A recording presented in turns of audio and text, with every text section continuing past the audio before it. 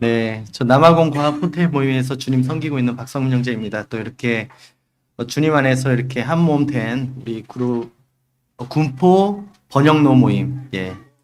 아, 중부. 아, 예, 죄송합니다. 제가 교회 이름을 군포 중부. 예, 예. 번영로 모임 이렇게 또 참석할 수 있도록 인도해 주신 주님께 감사를 드립니다. 자, 잠깐 화장실 갔다 와가지고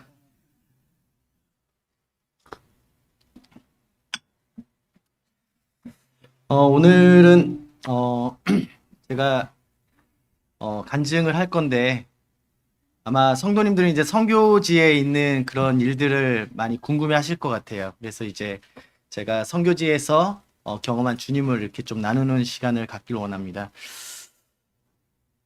사실 남아공은 잘 아시나요? 남아공은 이제 아프리카, 남쪽에 있는 아프리카가 남아공인데 남아공 상당히 이렇게 치안이 안 좋은 그런 나라예요. 이제 올해 이제 제가 그 두 번의 하이제킹을 경험을 했습니다. 하이제킹이 뭔지 아시나요? 하이제킹이 이제 차량 강도예요. 이제 운전하고 갈 때 이제 이 강도들이 차를 타고 와서 총으로 이제 위협을 해서 차를 이제 가지고 가고 그리고 이제 심한 경우에는 이제 살해까지 하는 그런 것이 하이제킹인데 올해 이제 두 번 이제 그것을 경험을 했습니다. 다행히 저는 이렇게 잘 도망가 가지고 이렇게 지금 이 자리에 이렇게 있을 수가 있었는데 저는 이 시간을 통해서 이 하이제킹을 경험하면서 많이 놀래기도 하고 이렇게 힘든 시간을 보낼 수도 있었는데 근데 이제 주님께서 이렇게 말씀을 통해서 또 여러 성도님들의 기도를 통해서 또 이렇게 많이 위로해 주시고 또 회복을 시켜 주셨어요. 그래서 이런 부분들을 성도님들과 함께 나누고 우리 하나님이 어떠한 분이신지 그로 인해서 주님께 영광을 돌리는 그런 시간이 되길 원합니다.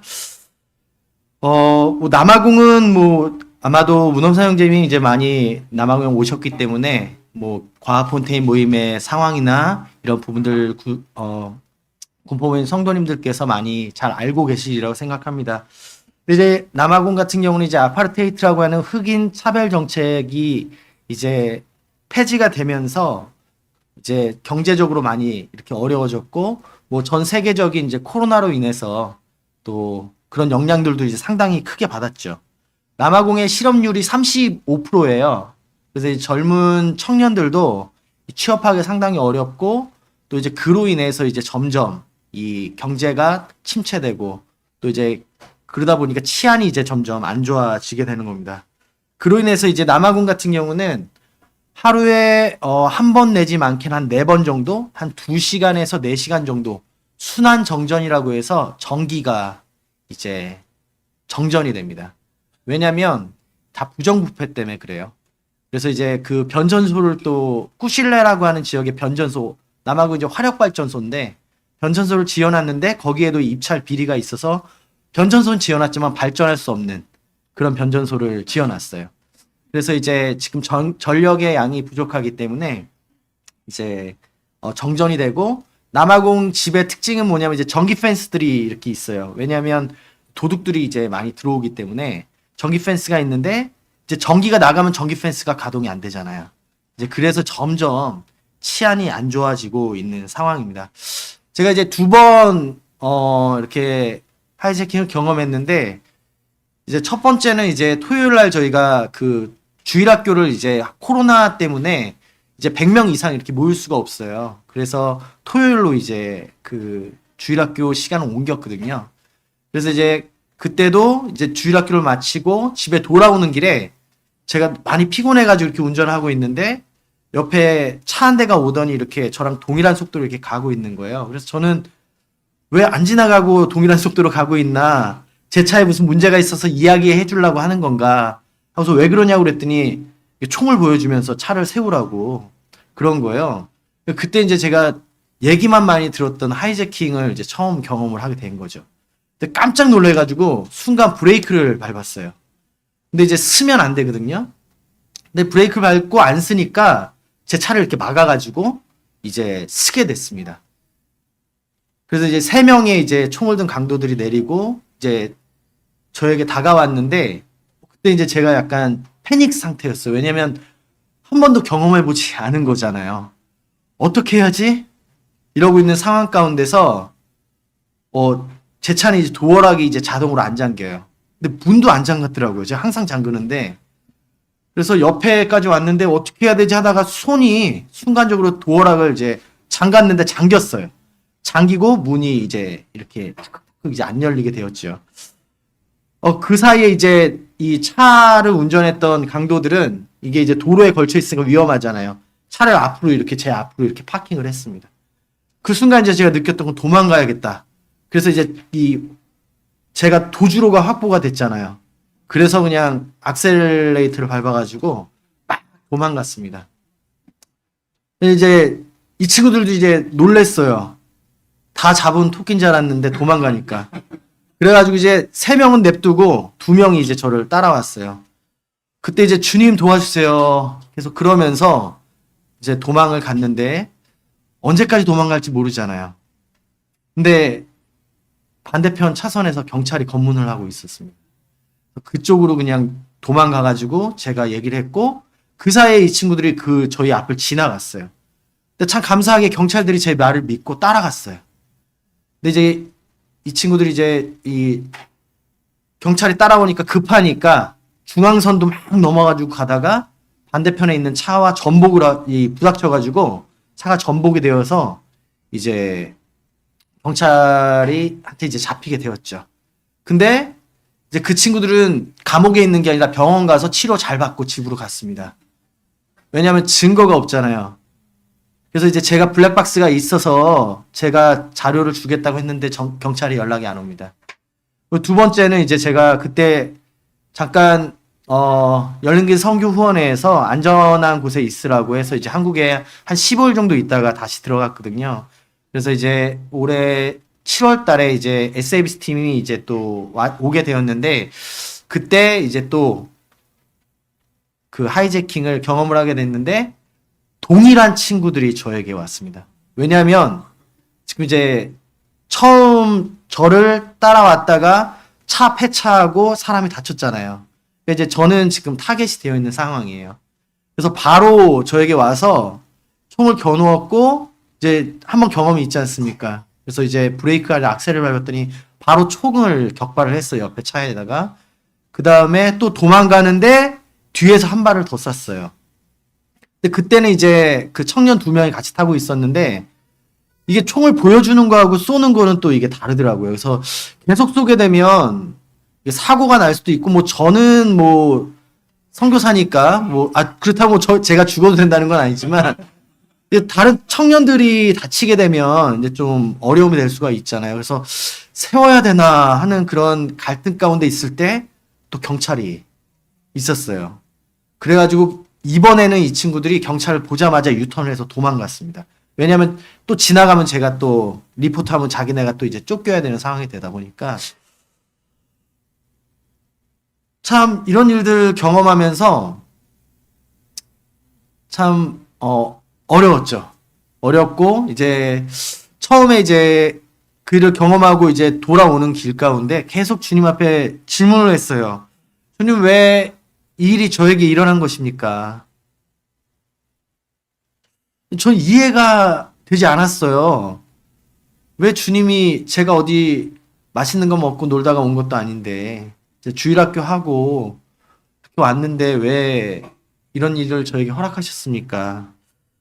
그때 이제 제게 생각됐던 말씀이 기억났던 말씀이 잠언 3장 6절 말씀이에요. 우리 성도님 다 아실 텐데 너는 범사의 그를 인정하라. 그리하면 내 길을 지도하시리라. 저는 이 말씀을 항상 제 마음 가운데 간직하고 있거든요. 왜냐하면 모든 그리스도인들은 범사의 주님을 인정하는 삶을 살아야 하기 때문입니다. 물론 때때로 우리의 삶 가운데 우리가 예상하지 못했던 또 우리가 원하지 않았던 일들을 우리가 종종 경험할 때가 있죠. 하지만 중요한 것은 뭐냐면 하나님께서 그 일을 우리 삶 가운데 허락하셨다는 것입니다. 근데 계속 왜 주님이 이 일을 나에게 허락하셨을까? 이 일을 허락하셨다면 그 목적이 있을 텐데, 주님 그 목적이 무엇입니까? 근데 이제 계속 그 답을 찾지 못하고 이제 집에 도착을 했어요. 그래서 이제 아내에게 이 사실을 이야기하고, 또 이 부분들을 이제 한국에 계신 성도님들에게 기도 제목으로 이렇게 내놓았습니다. 왜냐하면 저희 주변에 이제 다른 타교단의 선교사님들 가운데 이런 것들 경험하셔서 이제 정신과 치료를 받으신 분들도 계시고, 또 이제 한국으로 이제 그걸 극복하지 못하고 돌아가신 분들도 계시고, 그러니까 이제 트라우마라는 것이 상당히 무서운 거거든요. 그래서 이 부분들에 대해서 이게 저 혼자서 끙끙 앓는 것이 아니라 성도님들과 함께 기도 제목으로 내놔야겠다. 이러면서 이제 기도 제목을 내놓고 이제 기도로 저희가 계속 하게 되었습니다. 그래서 많은 성도님들이 이런 위로의 문자들 또 이렇게 많이 보내주시고 그랬는데요. 그러면서 이제 자매와 이제 계속 이런 부분들을 교제하는 시간들을 가졌어요. 이제 시편 23편 말씀을 통해서 우리 주님이 어떠한 분이신지를 먼저 묵상을 하게 되었습니다. 시편 23편 1절에서 4절 말씀입니다. 우리 잘 아는 말씀인데요. 제가 읽어 드리도록 하겠습니다. 여호와는 나의 목자시니 내게 부족함이 없으리로다. 그가 나를 푸른 풀밭에 누이시며 쉴만한 물가로 인도하시는도다. 내 영혼을 소생시키시고 자기 이름을 위하여 의의 길로 인도하시는도다. 내가 사망의 음침한 골짜기로 다닐지라도 해를 두려워하지 않을 것은 주께서 나와 함께 하심이라. 주의 지팡이와 막대기가 나를 안위하시나이다. 우리 주님 어떠한 분이시죠? 주님은 우리를 푸른 초장에 누이시며 쉴만한 물가로 인도하시는 그런 선한 목자이십니다. 그렇기 때문에 우리는 부족한 것이 없죠. 우리가 그리스도 안에 있을 때 부족한 것이 없는 것입니다. 그리고 그분은 우리의 영혼을 소생시키시고 또 자기 이름을 위하여 우리를 의의 길로 이렇게 인도하시는 참 선하신 목자이십니다. 특별히 4절 말씀에 내가 사망의 음침한 골짜기를 다닐지라도 해를 두려워하지 않는 것은 이 여호와께서 항상 나와 함께 하신다는 것. 이것이 정말 위로가 되는 거예요. 그 위험한 순간 가운데서도 주님이 너와 함께 하셨구나. 나 혼자 있었던 게 아니구나. 그러니까 그때는 저 혼자 사망의 음침한 골짜기를 걷는 것 같은 그런 느낌을 받았어요. 너무 놀라고. 그런데 내가 주님을 인식하지 못하는 그 순간까지도 주님께서는 나와 함께 하셨다는 것. 그리고 상황적으로, 결론적으로 봤을 때 사실 저 경찰 별로 안 좋아하거든요. 경찰들도 이 부정부패 때문에 저희들 잡으면 자꾸 이렇게 돈을 뜯어내려고 해요. 근데 그 강도들의 손에서 경찰을 또 이렇게 예비해 두셔서 저를 구원해 주신 거예요. 안 그랬으면 저도 막 이렇게 중앙선 넘어서 막 도망가다가 제가 사고가 날 수도 있는 거지 않습니까? 근데 정말 그들의 손에서 나를 구원해 주시는. 자, 그러면서 저는 이런 고백을 할 수밖에 없어요. 주님 맞습니다. 주님은 저희들의 선한 목자 되신 분이십니다. 그리고 저희는 주님의 귀한 어린 양입니다. 이 사실이 너무 주님께 감사가 되었어요.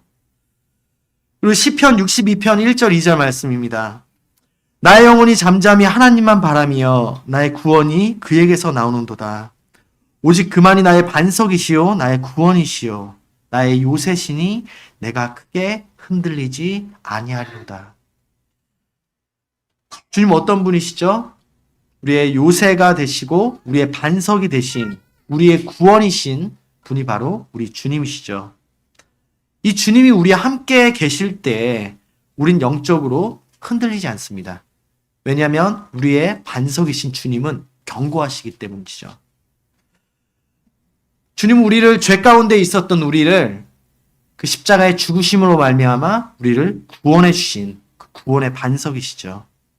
그리고 또 우리들의 삶 가운데서 그런 위험 가운데서도 우리를 구원하시고 붙잡아 주시는 우리와 함께 하시는 그런 분이십니다. 주님은 나의 피할 길이 되시고요. 또 이런 어려운 가운데 흔들리고 있을 때 저를 붙들고 계시는 그 주님. 그러니까 내가 힘들어도, 제가 흔들려도 저를 붙잡아 주신 분, 이분이 저희 주님이시잖아요. 이 사실이 참 제 마음 가운데 그 위로가 되었습니다. 히브리서 13장 5절, 6절, 8절 말씀인데요. 내가 결코 너희를 버리지 아니하고 너희를 떠나지 아니하리라 하셨느니라. 주는 나를 돕는 이시니 내가 무서워하지 아니하겠노라. 사람이 내게 어찌하리요 하노라. 예수 그리스도는 어저께나 오늘이나 영원토록 동일하시다. 주님은 결코 우리를 떠나시는 분이 아닙니다. 우리가 주님을 떠날지라도 주님은 결코 우리를 떠나시는 분이 아니세요. 그리고 그분은 우리의 도움이 되십니다. 그렇기 때문에 우리는 세상이 우리를 이렇게 어렵게 할지라도 두려워할 필요가 없는 거예요. 왜냐하면 이 세상에서 사망의 권세 가운데서 승리하신 그 주님이 우리 아버지시기 때문이죠. 이 강도들이 저를 해하려 할지라도 주님은 그들의 손 가운데서 저를 보호하시고 돕는 분이십니다. 그렇기 때문에 우리가 담대해질 수 있는 거죠. 그리고 더욱 감사한 건 8절에 보면 그분은 어저께나 오늘이나 영원토록 동일하신 분. 참 우리들은 많이 변하잖아요. 그런데 주님은 어저께나 오늘이나 그리고 영원토록 변치 않는, 그렇기 때문에 우리는 그러한 주님을 신뢰할 수 있는 거죠. 주님은 죽기까지 우리를 사랑하셨잖아요. 죽기까지 우리를 위해서 사랑을 보여주셨던 분인데, 이러한 분이 지금은 우리를 사랑하지 않으시겠습니까? 아니죠. 그분은 영원토록 우리를 사랑하시는 우리 아버지신 거죠. 왜냐하면 그분은 변하지 않으신 신실하신 분이시기 때문입니다. 이게 얼마나 큰 위로가 되는지요. 제 자신을 돌아볼 때 때때로 참 제가 영적으로 좀 힘들고 어려운 시간이 있을 때 주님 원망할 때도 있고 참 이렇게 불평할 때도 있는데요. 그럴 때에도 주님은 저희를 사랑하시고 위로하시고 용납하시고 격려하시는, 참 이분이 저희 아버지 하나님이시라는 그 사실이 정말 감사가 되는 거예요. 이제 그러면서 야고보서 말씀을 또 이렇게 보게 되었습니다. 떠올랐어요. 야고보서 1장 2절에서 4절 말씀입니다. 내 형제들아, 너희가 여러 가지 시험을 당하거든 온전히 기쁘게 여기라. 이는 너희 믿음의 시련이 인내를 만들어내는 줄 너희가 알미라. 인내를 온전히 이루라. 이는 너희로 온전하고 구비하여 조금도 부족함이 없게 하려 하심이라. 우리 이 말씀 잘 알고 계시죠? 우리의 삶 가운데는 항상 이 유혹과 시련이 있습니다. 자, 이 유혹은 어디서 오죠? 우리나라 성경에는 다 시험으로만 나와 있는데 영어 성경으로 보면 이 유혹은 이제 템테이션이라고 나와 있죠. 템테이션은, 이 유혹은 사탄으로부터 오는 것이 유혹이죠. 이 유혹의 목적은 무엇입니까? 우리가 영적으로 잘 서 있지 못하게끔 죄를 짓게 만드는 거죠. 그래서 우리 그리스도인들은 이 유혹이 왔을 때 이 유혹을 받아들이는 것이 아니라 우리는 이 유혹을 거절해야죠. 우리는 그 사탄의 유혹을 이길 수 있는 힘이 없지 않습니까? 그렇기 때문에 우리는 그 유혹을 이렇게 거절해야 됩니다. 왜냐하면 그 유혹의 목적은 우리가 그리스도 안에 거하지 못하고 영적으로 넘어짐으로 인해서 주님을 잘 섬기지 못하게끔 하는 그 사탄의 속임수기 때문에 그렇습니다. 그렇다면 이 시련, 영어로 이제 테스트라고 나와 있는데요. 이것은 어디로부터 오는 거죠? 이것은 하나님으로부터 오는 것입니다. 좀 이상한가요? 왜 하나님이 우리를 그렇게 힘들게 만드실까요? 이 시련의 목적이 있는데요. 그건 뭐냐면 우리는 이 믿음의 시련을 통해서 인내를 배울 수 있기 때문입니다. 우리는 이 시련을 통해서 주님을 바라보게 되고요. 그로 인해서 주님을 신뢰하는 그 믿음이 더욱더 강해지게 되는 것입니다. 그로 인해서 우리가 하나님 앞에서 온전하고 부족함이 없는 자로서 세우시길 원하는 우리 하나님 아버지의 그 목적이 있기 때문에 하나님께서는 우리에게 이 믿음의 시련을 우리에게 허락하시는 거죠. 참 제 모습을 이렇게 볼 때 주님 앞에서 사실 많이 연약한 부분들이 많아요. 우리가 주님 닮아간다고 하지만 얼마나 우리가 주님 닮은 삶을 살고 있습니까? 참 연약하다는 것을 고백할 수밖에 없더라고요. 그렇기 때문에 하나님께서는 저에게도 이 믿음의 시련을 허락하시는 거죠.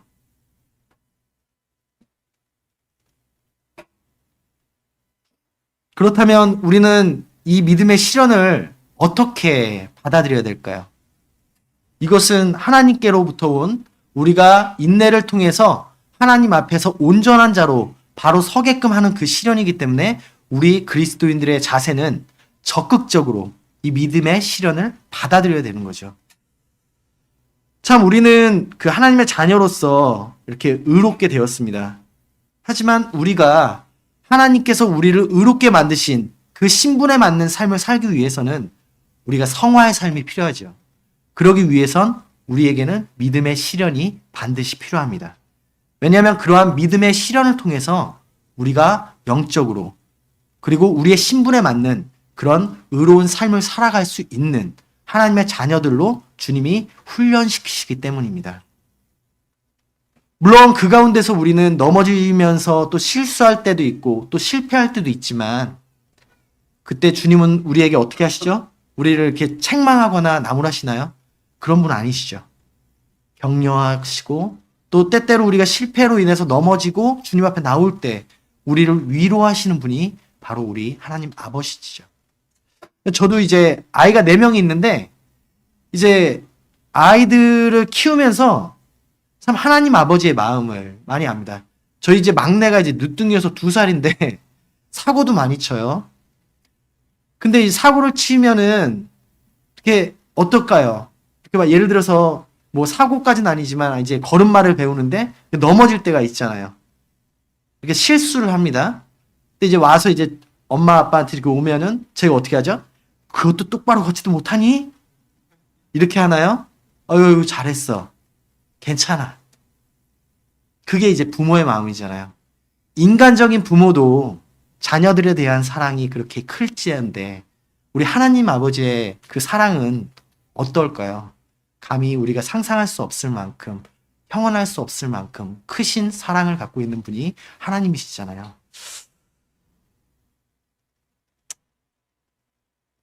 참 그 주님께서 왜 나에게 이런 일을 허락하셨을까? 그 퀘스천에 대한 답을 주님께서 이 야고보서 말씀을 통해서 이렇게 주셨습니다. 그래서 이 시련을 통해서 정말 제가 주님 앞에 이렇게 아뢰게 되고 주님 도와주세요. 이렇게 주님 앞에 나아갈 때 주님께서는 하나님의 말씀으로 제 삶을 위로하시고 격려하시고 또 성도들 간의 교제를 통해서 성령님의 도우심으로 제 이 놀랬던 어떤 상처받았던 그런 마음들을 이렇게 어루만져 주시는 이런 것들을 이제 경험하게 되면서 참 감사가 되었어요.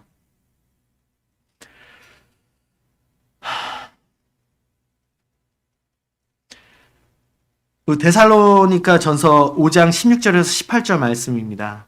항상 기뻐하라, 쉬지 말고 기도하라, 범사에 감사하라. 이것이 그리스도 예수 안에서 너희를 향하신 하나님의 뜻이니라. 자, 우리 그리스도인들의 의무와 책임이 무엇일까요? 이제 하나님의 말씀을 순종하고 하나님의 뜻을 지켜 행하는 것이 우리 그리스도인들의 의무이며 책임이라고 생각합니다. 처음에는 많이 놀라고 그랬지만 이제 말씀을 통해서 진정시켜 주시면서 하나님의 말씀에 순종해야지. 그러면서 이 감사해야 될 제목들을 이렇게 좀 생각을 하게 되었어요. 첫 번째 감사했던 건 처음 제가 이제 강도들 만났을 때 저만 있었다는 거. 만약에 자매나 아이들이 있었으면은 아마 제가 도망갈 생각도 아마 못했을 거예요. 그리고 설령 도망갔을지라도 이제 자매와 아이들이 그런 걸 경험하면 이거 이제 저만의 문제가 아니라 저희 가정의 문제가 되는 거잖아요. 그렇게 되면은 저 혼자 극복하더라도 아내나 이 아이들이 이제 어렵게 되면은 선교 사역이나 이런 부분들 상당히 지장을 많이 받을 수가 있었죠. 근데 이제 저 혼자 있었어요. 그리고 이 강도들이 저에게 처음에는 총을 쏘지 않았고 두 번째 총을 쐈는데 다행히 그 총이 진짜 총이 아니었어요. 제가 이제 집에 와서 이제 차량의 상태를 봤는데 구멍이 안 났더라고요. 저랑 제 뒤에 탔던 형제는 총을 쐈을 때 배를 만져봤대요. 구멍이 뚫렸나 안 뚫렸나. 근데 아무 문제가 없어요. 자기 벨리가 두꺼워서 괜찮아 했더니 다행히 이게 총이 아마도 이런 화약총이었던 것 같아요. 근데 이 친구들이 대부분 총을 쏘지 않아요.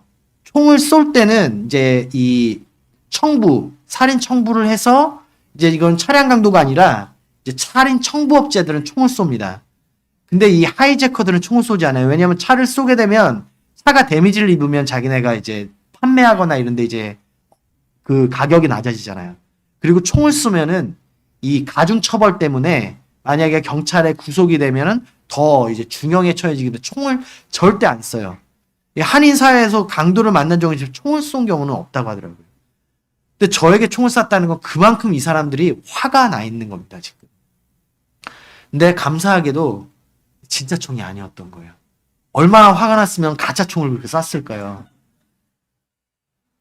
그리고 제가 별로 좋아하지 않는 사람들이지만 경찰이 가까이 있었어요. 5km 반경 안에 경찰이 있었어요.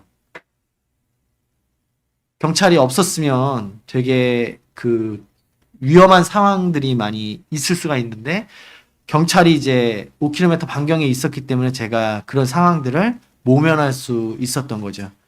한 남아공 친구는 저보고 레전드라고. 강도를 2번 만나서 2번 도망간 사람은 너밖에 없다고. 근데 그게 주님의 은혜라는 거죠. 참 5년 동안 동일한 길을 다녔음에도 불구하고 한 번도 그걸 경험하지 않았던 거. 이게 그냥 우연이 아니라 주님의 은혜였음을 고백하지 않을 수 없습니다.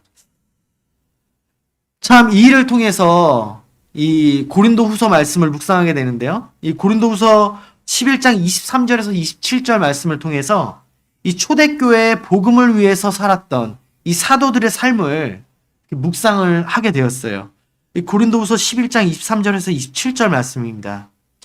내가 수고를 넘치도록 하고 옥에 갇히기도 더 많이 하고 매도 수없이 맞고 여러 번 죽을 뻔하였으니 유대인들에게 40에서 하나 감한 매를 5번 맞았으며 3번 태장으로 맞고 1번 돌로 맞고 3번 파선하여 1주야를 깊은 바다에서 지냈으며 여러 번 여행하면서 강의 위험과 강도의 위험과 동족의 위험과 이방인의 위험과 시내의 위험과 광야의 위험과 바다의 위험과 거짓 형제 중에 위험을 당하고 또 수고하며 애쓰고 여러 번 자지 못하고 줄이며 목마르고 여러 번 굶고 춥고 헐벗었노라. 바울은 이 고린도후서 말씀을 통해서 주님의 복음을 위해서 이 초대교회 사도들이 겪었던 고난을 이렇게 설명을 합니다. 바울은 어떤 사람이었습니까? 그는 가말리알의 제자였고 수제자였죠. 그냥 일반 제자도 아니었어요.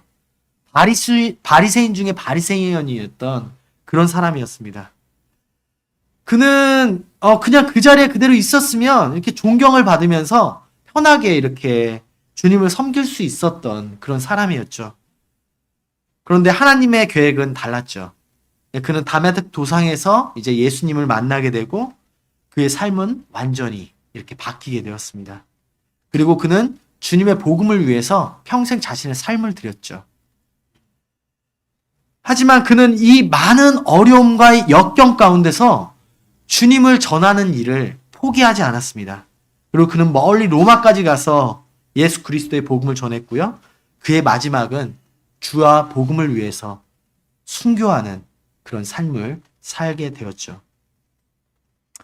바울은 저의 삶과는 정말 비교할 수 없을 만큼 정말 위대한 삶을, 그런 삶을 살았죠.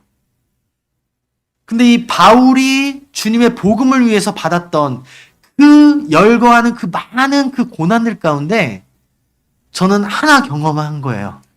네, 길가에서 차량 강도 한번 만난 겁니다. 저는 태장을 맞지도 않았고요. 돌로 맞지도 않았고요. 세상의 기준으로 보면 참 재수없는 일이다, 불행하다 이렇게 할 수 있는 일이지만,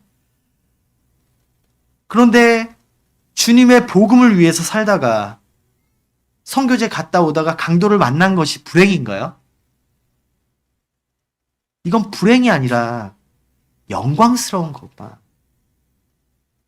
그러니까 이것은 트라우마가 아니라 영광이구나, 특권이구나. 우리 그리스도인들만이 겪을 수 있는 특권이구나.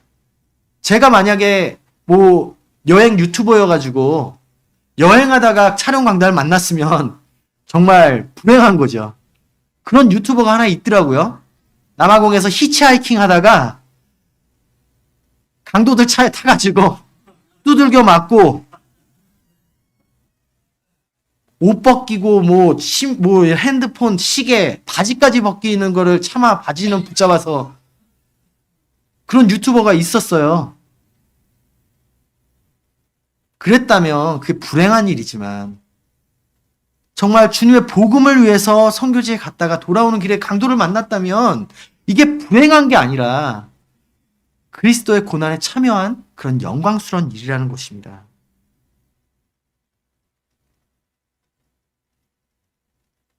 그러다 보니까 이게 트라우마가 아니라 영광스러운 거구나. 이게 바뀌었어요. 이 생각이 바뀌었어요. 그러니까 뭐 회복, 이런 게 회복이 아니라 이거는 감사한 일이 되는 거더라고요. 생각을 바꾸니까 되게 영광에 참여한 것이 너무 감사한 거예요.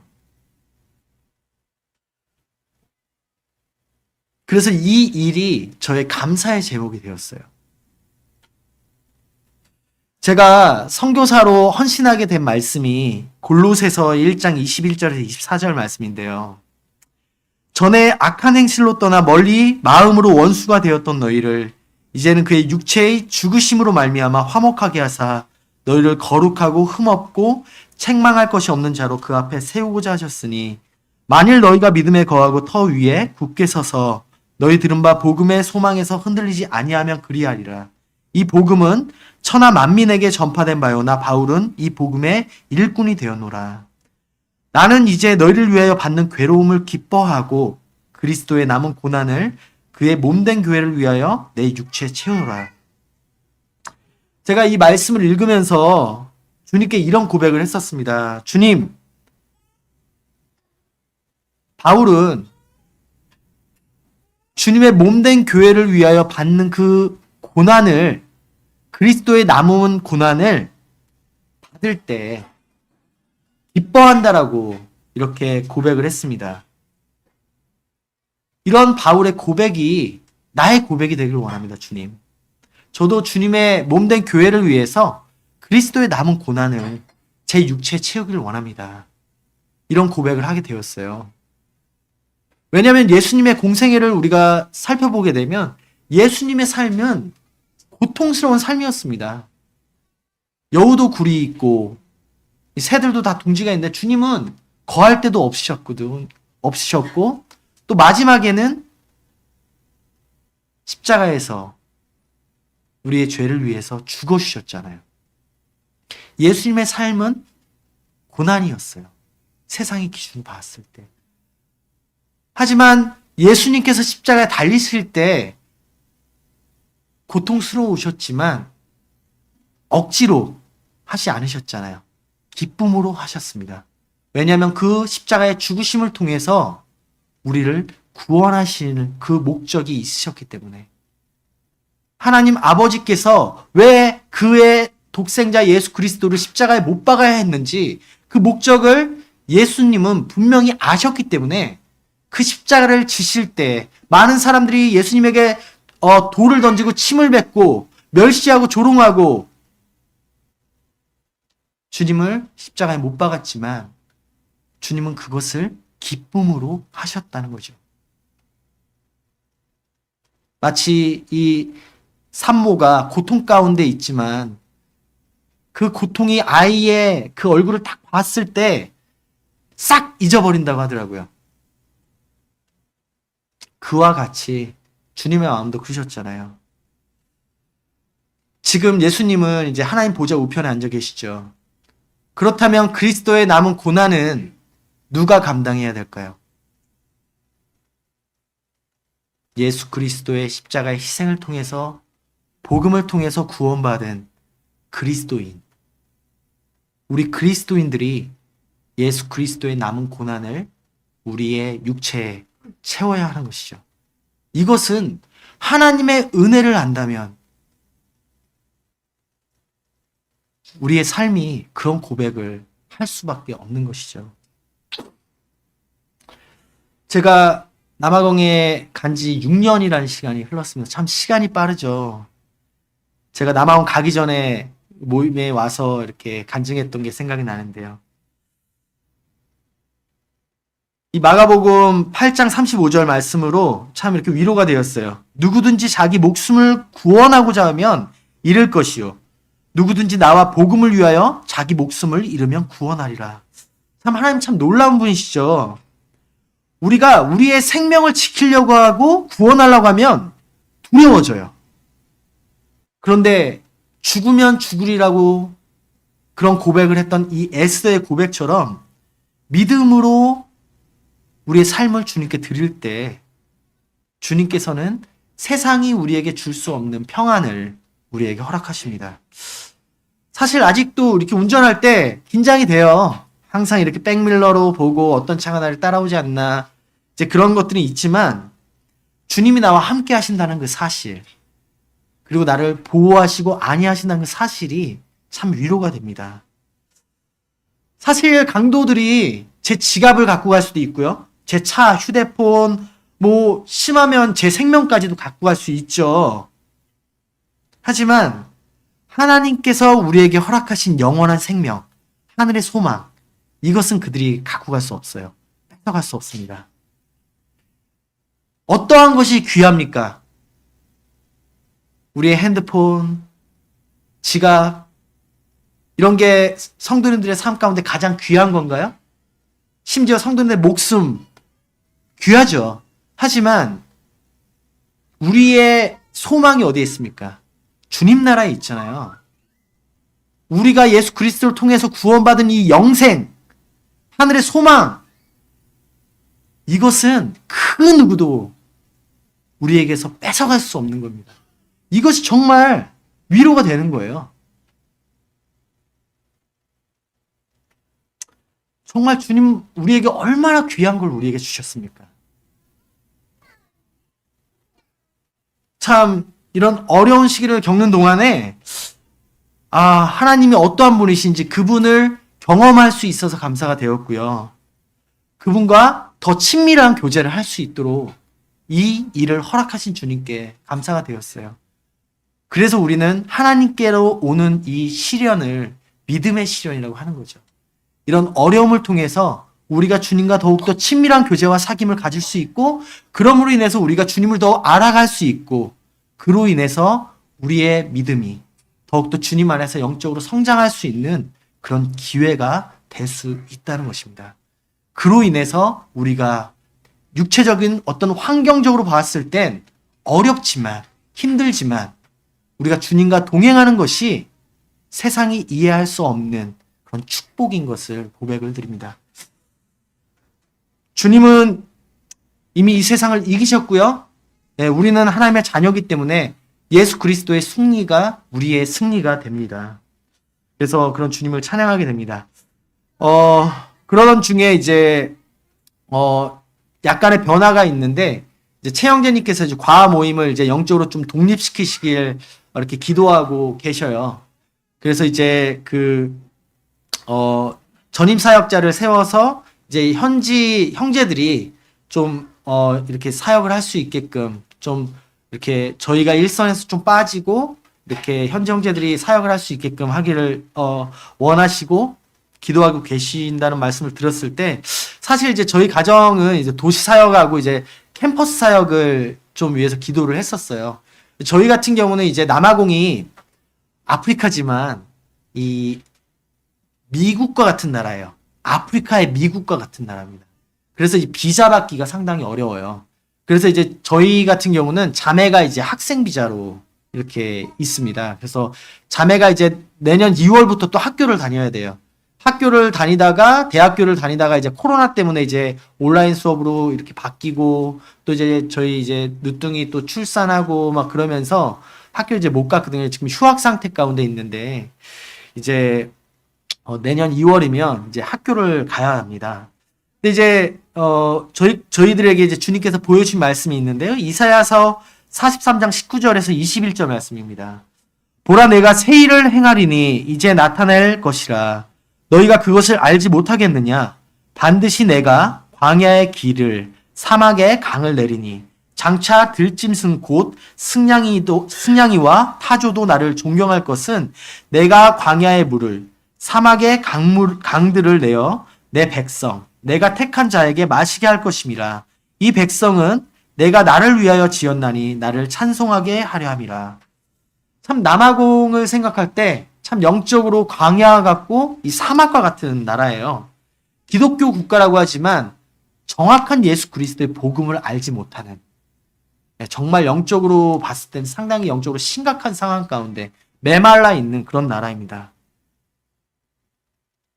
이러한 남아공에 물과 강을 내어서 하나님의 백성들을 영적으로 마시게 할 그럴 하나님을 바라보고 기대합니다.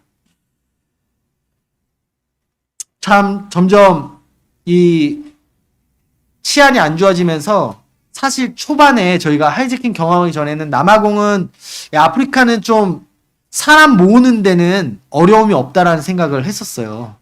뭐 과자하고 음료수 주면 아이들 엄청 많이 옵니다. 그런데 이 치안이 안 좋다 보니까 아무래도 저희가 이 활동 반경들이 제약을 많이 받아요. 아무데나 갈 수 있지는 않거든요. 그러면서 이 한 영혼의 가치를 다시금 주님이 보게 하셨어요. 그래서 저희 집에 일을 도와주는 아주머니가 두 분이 계셔요.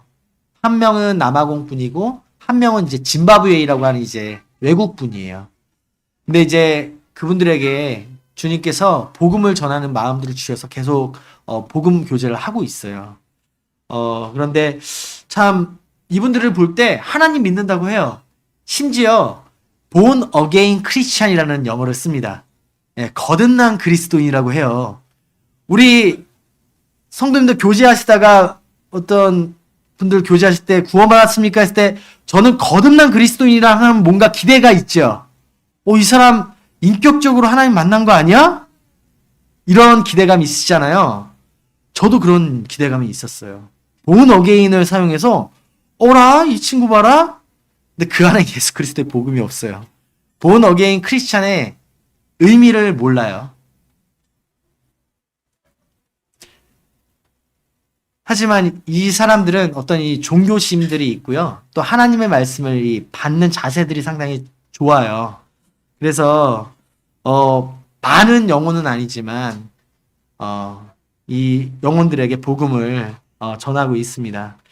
그러면서 그 영혼들 한 영혼의 가치를 주님이 정말 온 천하보다 귀하다고 하셨는데 그 한 영혼의 가치를 다시금 생각하게 되고 계속 이렇게 교제를 하고 있습니다. 참 시작은 미약하고 또 이제 저희가 새로운 선교지를 이렇게 생각할 때 저희 아버지 같은 경우 이제 원당 딱 아니면 이제 원당에 그냥 가면 되잖아요. 남아공은 내가 여기 가고 싶다고 해서 그냥 가면 안 돼요. 왜냐하면 이제 저희가 타겟이 되기 때문에 그 지역이 안전한지 어떤 지역이 잘 모르잖아요. 그렇기 때문에 항상 좀 믿을 만한 사람하고 가야 돼요. 근데 이제 그런 사람을 위해서 지금 기도를 하고 있는데 참 분명한 것은 하나님께서 역사하시면, 하나님께서 길을 내시면 그 일은 진행이 되는 거죠. 그리고 참 그런 기대가 있어요. 정말 가난하고 소외된 이들이 예수 그리스도의 복음을 통해서 구원받고 주님을 찬양하고 하나님의 백성이 될 것. 참 이게 기대가 됩니다. 그리고 하나님께서 이 일을 이루실 것을 믿어요.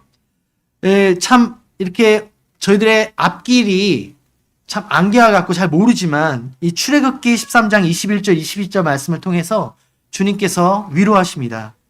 여호와께서 그들 앞에 가시며 낮에는 구름 기둥으로 그들의 길을 인도하시고 밤에는 불 기둥으로 그들에게 비추사 낮이나 밤이나 진행하게 하시니 낮에는 구름 기둥 밤에는 불 기둥이 백성 앞에서 떠나지 아니하리라. 참 이스라엘 백성들을 그 애굽에서 구원하신 그 하나님, 낮에는 구름 기둥으로 밤에는 불 기둥으로, 그 구름 기둥이 가면 움직이고 쓰면 쓰고. 여기서 가장 중요한 게 뭘까요? 저희가 그 구름 기둥과 불 기둥으로 인도하시는 그 하나님의 인도하심을 따라가는 것. 이게 이제 가장 중요한 거겠죠. 참 많이 연약한 저희들이지만 그럼에도 불구하고 저희를 떠나지 아니하시고 저희들의 삶을 불기둥과 구름기둥으로 인도하시는 주님, 참 그런 주님을 기대하고 저희를 통해서 복음의 통로가 저희 가정이 남아공의 복음의 통로가 되기를 원합니다. 이제 기도 제목 좀 말씀드리고 마치도록 하겠습니다.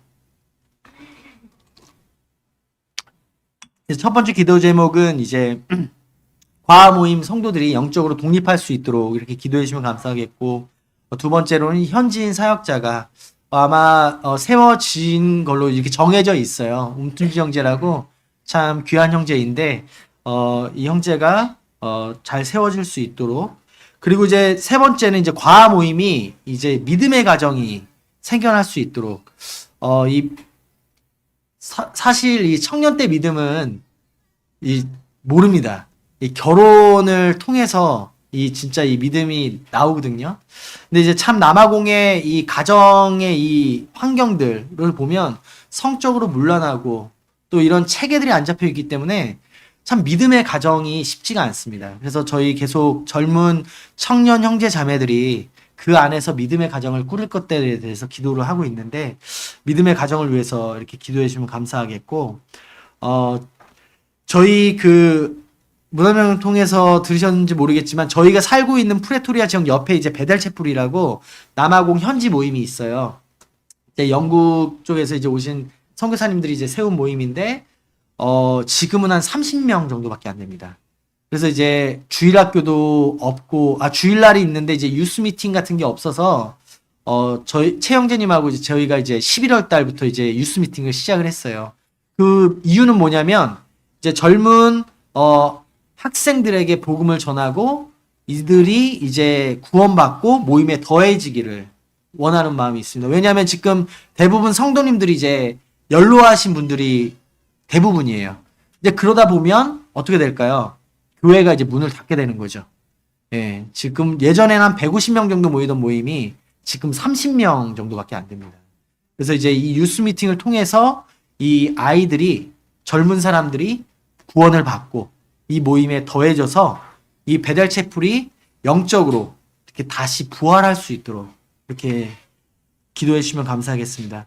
그리고 이제 장기적인 플랜인데 이제 저희들의 새로운 선교 사역들을 위해서, 그리고 이제 내년부터 이제 자매가 학교를 가게 되는데 이제 그곳에서 합당한 영혼들을 만나고 또 그들에게 또 자연스럽게 이렇게 복음을 전해줄 수 있는 그런 캠퍼스 사역들을 위해서 이렇게 기도해 주시면 감사하겠습니다. 그리고 지금 복음 교제 중인 플로렌스와 마르타, 이 두 영혼을 위해서 기도해 주시면 감사하겠고, 이 선교지의 안전을 위해서 남아공의 이 치안은 점점 안 좋아질 거고요. 이제 계속 안 좋아지고 있어요. 그래서 이제 선교지에 가는 그런 길의 안전을 위해서 기도해 주시면 감사하겠고, 저희 아이들이 이제 3명은 저희 셋째가 이제 초등학교 3학년이에요. 이제 계속 이제 복음교제 통해서 아이들이 구원을 시인을 하고 있습니다. 근데 이 아이들이 이 믿음 안에서 잘 성장하고 주님의 그 선하신 인도하신 가운데 영적으로 잘 자랄 수 있도록 이렇게 기도해 주시면 감사하겠습니다. 그리고 이제 마지막으로 가장 중요한 기도 제목은 저희 가정이 이제 매 순간마다 이 주님의 인도하신 가운데 거하고 주님의 그 말씀에 순종하는 그런 가정이 될 수 있도록 이렇게 기억하시고 기도해 주시면 감사하겠습니다. 이상입니다.